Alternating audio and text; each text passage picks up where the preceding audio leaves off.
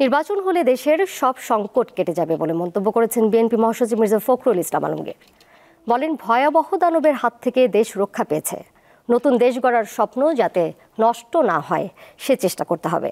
আজ এবি পার্টির জাতীয় কাউন্সিলে এসব কথা বলেন তিনি।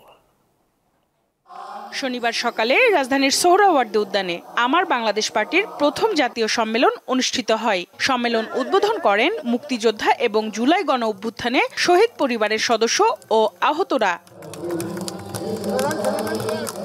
সম্মেলনে এবি পার্টির চেয়ারম্যান মুজিবুর রহমান মঞ্জু এবং সাধারণ সম্পাদক নির্বাচিত হন ব্যারিস্টার আসাদুজ্জামান ফুয়াদ। এছাড়া বিএনপি, জামায়াতে ইসলাম সহ বিভিন্ন রাজনৈতিক দলের নেতারাও সম্মেলনে উপস্থিত ছিলেন।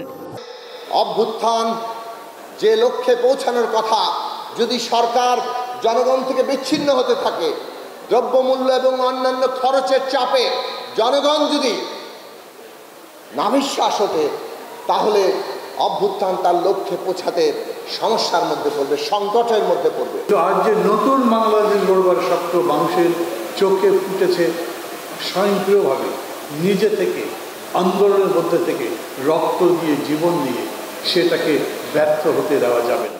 বিএনপি মহাসচিব বলেন, নির্বাচন হলে দেশের সব সংকট কেটে যাবে।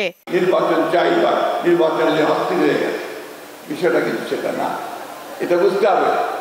আমরা যেটা বলছি যে নির্বাচনটা কেন দ্রুত চাই, এই কারণে দ্রুত চাই যে নির্বাচনটা হলে আমাদের যে শক্তি, সেই শক্তি আরো বাড়বে, যে সরকার থাকবে, পার্লামেন্ট থাকবে, এটা অনেক বেশি শক্তিশালী হবে। আর যে সংকটগুলো সৃষ্টি হয়েছে সেই সংকটগুলো দূর হয়ে যাবে। সবাইকে ধৈর্য ধারণের আহ্বান জানিয়ে তিনি বলেন, কোনো হঠকারী সিদ্ধান্ত নেওয়া যাবে না। আমরা যেন আমাদের সিদ্ধান্তে অটল থাকি। সঞ্জিদা প্লাবনী, দীপ্ত সংবাদ, ঢাকা।